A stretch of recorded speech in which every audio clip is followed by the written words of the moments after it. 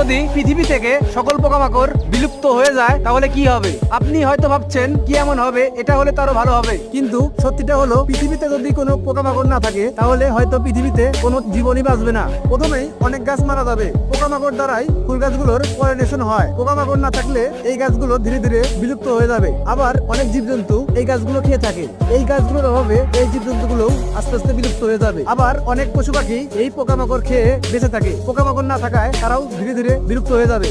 আবার অনেক পশু পাখি ওই পশু পাখিগুলোকে খেয়ে বেঁচে থাকে। ওই পশু পাখিগুলো না থাকায় এই পশু পাখিগুলো আস্তে আস্তে বিলুপ্ত হয়ে যাবে। এই সব ডমিনো ইফেক্টের মতন হবে এবং আস্তে আস্তে খাদ্য চক্রে আমরা মানুষও এসে যাব।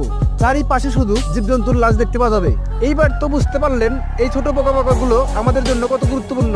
পৃথিবীর সবকিছুই পৃথিবীর একটি অংশ। এইগুলো নষ্ট হলে পৃথিবীর ভারসাম্য নষ্ট হবে। ভিডিওটি ভালো লাগলে অবশ্যই একটি লাইক দিবেন এবং এরকম ভিডিও সবার আগে পেতে চ্যানেলটি